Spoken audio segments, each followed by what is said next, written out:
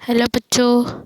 तो मुझे आज थोड़ी सी वीडियो बनाने में लेट हो गई क्योंकि बिकॉज़ मेरे बहुत ज़्यादा सर में दर्द हो रहा था। तो मैं वीडियो आज बना रही हूँ और बस थोड़ी सी लेट में अपलोड कर रही हूँ आज वीडियो। ठीक है। मैथ की आपकी वीडियो तो अपलोड हो चुकी होगी ना। ठीक है, तो अब मैं हिंदी का ये हफ्ता हमारा पूरा हो जाएगा, तो हम आप मंडे को मिलेंगे इस वीडियो के बाद। तो हिंदी में जैसे आपको पता है, मैं आपको हिंदी के जो स्वर थे, हमारे हिंदी के जो स्वर हैं, स्वर और व्यंजन, आपने अगर मेरी वीडियो देखी होगी तो मैंने उसमें आपको स्वर और व्यंजन के बारे में बताया है। कौन है ये? हिंदी की वर्णमाला के दो पार्ट है। ठीक है। हिंदी वर्णमाला है हमारी छोटा आ, बड़ा आ, छोटी ई, बड़ी ई, का, खा का, ये पूरी एक हमारी हिंदी वर्णमाला है। जैसे हमारी हिंदी में अल्फ़ाबेट्स होते हैं, मैथ में हमारी काउंटिंग होती है, ऐसी हमारी हिंदी में वर्णमाला होती है। और वर्णमाला जो है हमारी दो भागों में बट्टी यानी 2 पार्ट्स में डिवाइड होती है। पहला पार्ट जो होता है उसका स्वर का होता है और दूसरा पार्ट उसका व्यंजन का होता है। और मैंने आपको उसी वीडियो में बताया था, स्वर की मात्रा होती क्या होती है? स्वरों की जितने भी स्वर हमारा छोटा आ, बड़ी ई, छोटा ऊ, बड़ा आगे पूरे हमारे जितने भी स्वर हैं सबकी मात्रा होती है। यानी आ की मात्रा, बड़े आ की मात्रा, ठीक है, ई की मात्रा। ठीक है। आज हम इसके बारे में डिस्कस करने वाले हैं। वैसे छोटा की मात्रा कुछ नहीं होती। छोटा की मैं आज आपको बताने वाली छोटा की मात्रा किस तरीके से होती, क्योंकि आपने देखा होगा कि बड़े आ की मात्रा कैसी होती है। बड़ा आ के पीछे हम इस तरीके से बड़ा लिखते हैं। मैं आपको एक पेज लेके बताती हूँ हम बड़ा कैसे लिखते हैं। हम बड़ा आ ऐसे लिखते हैं, एक डंडा होता है इसके पीछे, है ना, इस तरीके से लिखते हैं हम बड़ा आ। बड़े आ के पीछे क्या होती है? एक डंडा होता है। तो बड़ा आ की मात्रा उसका एक डंडा है। कैसे? जैसे हमें लिखना है का, हमने थोड़ा सा तेज खींचा का, तो हम थोड़े आ की आवाज़ आ रही, खींचने की आवाज़ आ रही है, तो हम बड़े आ की मात्रा लगाएंगे यानी एक डंडा लगाएंगे, तो ये का हो जाएगा और आ की मात्रा इस पर लग जाएगी। आ की मात्रा ऐसे ही लगती है, जिसके ऊपर भी आपको आ की मात्रा लगानी हो उसके आगे आपको एक डंडा लगा देना है। जैसे कि आपको का के ऊपर आ की मात्रा लगानी हो तो का आगे एक आ का डंडा लगा दो, और आपको गा से गमले के ऊपर मात्रा लगानी हो तो गा से गमला लिखो। गा से गमले के पास पहले से एक डंडा होता है, तो तब भी हम एक डंडा लगाएंगे। ठीक है। आपको आ की पता चल गई, बड़ा के ऐसी बहुत सारी, मैं आपको एक एक करके सारी मात्राएं बताऊंगी एक चार्ट पे अच्छी तरीके से, वो सारी मात्राएं बताऊंगी। फिलहाल हम छोटे आ पे डिस्कस करते हैं क्या है। और हाँ, एक बात और इम्पोर्टेंट बात और बताती हूँ मैं आपको। जो हमारे स्वर है उनकी तो मात्रा होती है, यानी आ, छोटा आ, छोटी ई, इन सब की तो मात्राएं होती हैं, है ना, इन सब की मात्राएं होती हैं। बट ये इनकी मात्रा होती है का खा गा की मात्रा नहीं होती, और इनकी मात्रा कहाँ पे लगती है? का खा के ऊपर लगती है। जैसे हम आ पे ई की मात्रा नहीं लगा सकती, आ पे हम ई की मात्रा नहीं, तो आ ई हो जाएगा, आ ई। ठीक है, समझे? ये मात्रा है किन के ऊपर लगती है? इनकी मात्रा स्वर की मात्रा व्यंजन पे लगती है। स्वर की मात्रा व्यंजन पर लगती है। ठीक है, व्यंजन पर लगती है। ठीक है, सो हम स्टार्ट करते हैं। छोटे आ की मात्रा कैसे होती है? छोटा आ ऐसा बना हुआ होता है, ओ सॉरी, ठीक है, छोटा आ ऐसा बना हुआ होता है ना, इसके आगे कोई डंडा होता, इसके पीछे कोई डंडा होता, ये खुद ही ऐसा होता है बस। तो हम क्या करें कि किसी के ऊपर हम छोटा आ की मात्रा कैसे लगाएं? मैंने एक नॉर्मल का लिख रही हूँ और मैं आपको एक चीज़ बताऊंगी। और अब मैं आपको बता रही हूँ कि का के ऊपर छोटे आ की मात्रा लगी हुई है। आपको कैसे लगी हुई है? का तो आपने लिखा है, कागा का ना कुछ डंडा लगाया ना कुछ मात्रा वाला कुछ नहीं, बट का के ऊपर लगी हुई है। वो कैसे? चलो मैं आपको बताती हूँ। का पहले ऐसा था, आधा का था, का ऐसा था आधा, सॉरी बच्चे थोड़े सैड आ रहे हैं। का थोड़ा का ऐसा था आधा।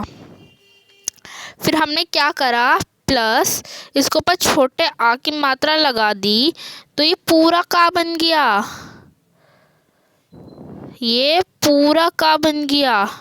ऐसे ही हर व्यंजन के ऊपर हमेशा छोटे आ की मात्रा लगी हुई होती है अगर वो पूरा हो, लेकिन अब ये आधा है तो इसके ऊपर नहीं लगी हुई, अब ये पूरा हो गया तो लगी हुई है।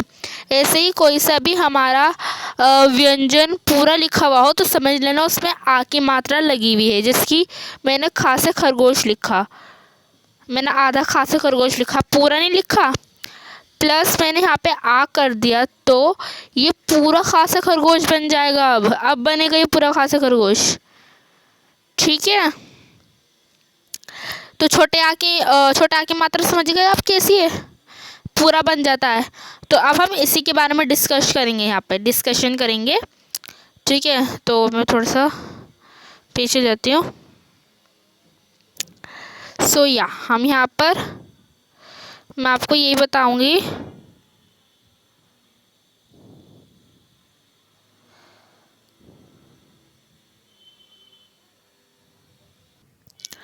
तो आप देख रहे हैं आप फा से फल बना हुआ है, तो फा से फल पूरा बना हुआ है तो यानी इसमें पहले से ही आ की मात्रा लगी हुई है। और आज मैं आपको जो भी पढ़वाने वाली हूँ वो सब आ की मात्रा का होगा। नेक्स्ट वीडियो में जो बताऊंगी वो बड़ी आ की मात्रा का, फिर बड़ी छोटी बड़ी ऐसे बड़ा हो छोटा हो ए बड़े सारी मात्राओं के बारे में बताने वाली हूँ मैं आपको। तो सबसे पहले क्या आता है स्वर में छोटा आ, तो आज मैं छोटा आ से स्टार्ट कर रही हूँ आपका। आई होप कि जो भी मैंने आपको अभी तक समझाया ये सब कि कौन कौन सी मात्राएं वगैरह होती हैं, कैसे कैसे पूरी होती है, और आपको सबको समझ में आया होगा, ठीक है। अब हम स्टार्ट करते हैं। फा ला, हाँ जब हमने फा और ला को मिलाया फ ल फल तो हमारा फल बन गया। फा और ला को हम साथ लिखेंगे तो हमारा फल बन जाएगा। आपको पता होगा फल मीन्स फ्रूट, ठीक है।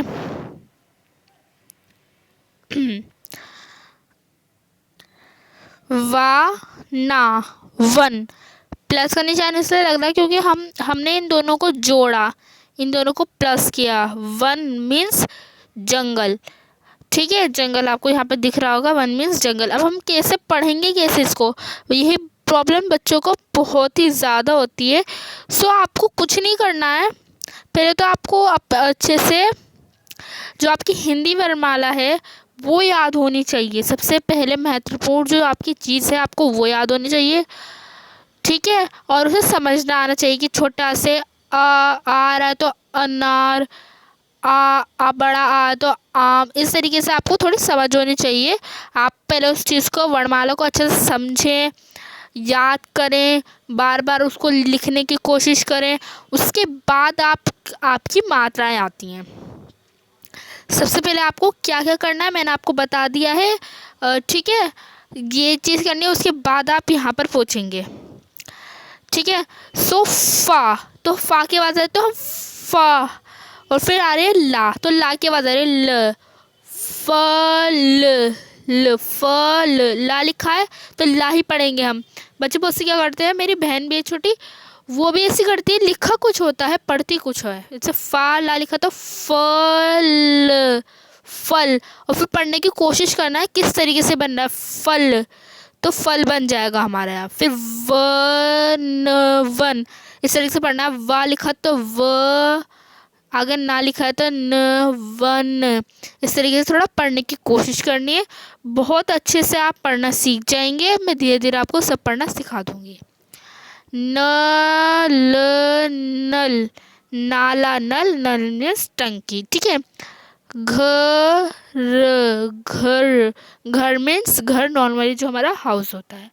बस, बस, बस मीन्स हमारी बस ही होती है,